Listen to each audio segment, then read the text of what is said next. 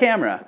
You're going to need probably a DSLR that's going to really be a lot faster than what you're used to on a mirrorless camera. I have seen people shoot with mirrorless cameras and obviously the film cameras, but DSLRs are the way to go, I'd say. This is not my main camera, this is my backup camera. I typically use like a Nikon D800 or something of that nature.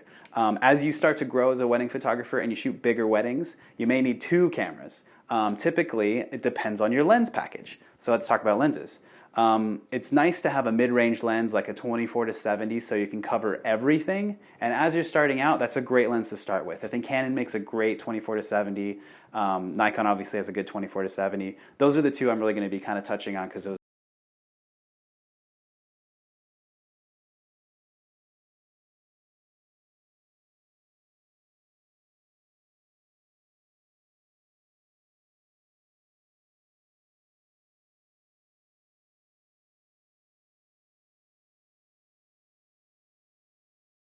a 24-70 is fine, and maybe a 50mm or maybe a longer lens. It kind of just depends on the type of style you're shooting and also the type of wedding you're shooting. If you're shooting a smaller wedding where there's only 20 or 30 people, you can run around with a 24-70 and be okay. If you're shooting 300-person wedding, you may need a couple of cameras and you may need to be moving a lot faster.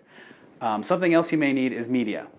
Different cameras shoot on SD cards or CF cards. The big concept here is whether you want to put everything into one basket, have a big giant 64 gig card, or if you want to have a bunch of smaller cards and separate each section of the wedding. It kind of depends on your style and how fast you want to reload your camera and what camera you're using really.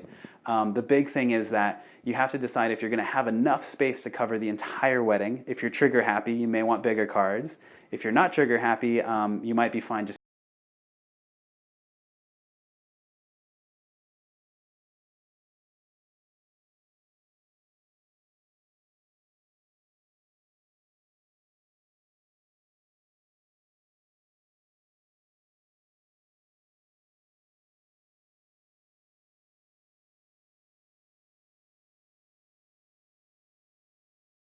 I also want to pick up a couple of diffusers because a lot of harsh light tends to be more glamour and more fashion.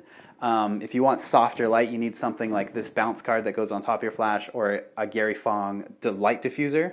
That tends to have a more soft look, which is beautiful, and we'll talk more about that later, of course.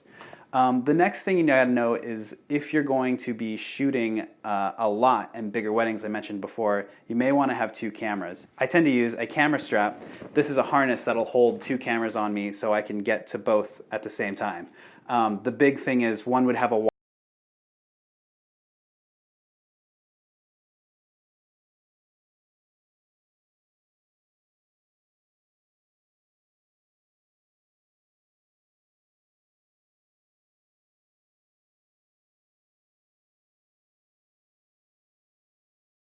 and also it can send me photos to my phone if I want to post something socially or text the bride and groom immediately. It's also really safe to have a backup camera because if your main camera goes down at a wedding, you might be in trouble. So the big thing is to have a backup camera that you can rely on, that in case something happens, you drop it, you fall into the water, anything. It could go wrong. You want to be prepared that day because that day's not going to happen again and you're not going to have time to run down to the store to grab a new camera. So backup cameras are always a good thing, even if it's just a small mirrorless camera that you can rely on.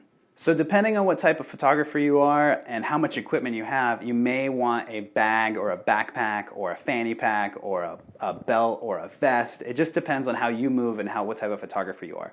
Because most of the weddings I shoot are a little bit bigger, I'll use the strap and I'll have maybe like a pouch to hold extra cards, to hold another lens, something like that. But you also need maybe a backpack to carry everything in and be mobile.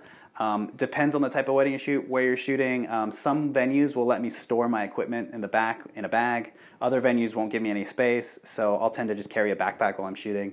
It just depends on what type of photographer you are. So that's pretty much it. Once you have that starter kit, you build out from there and figure out what you need and what you don't need and what works good for you and what doesn't work. It's all real personal, technical, personality. So that's it.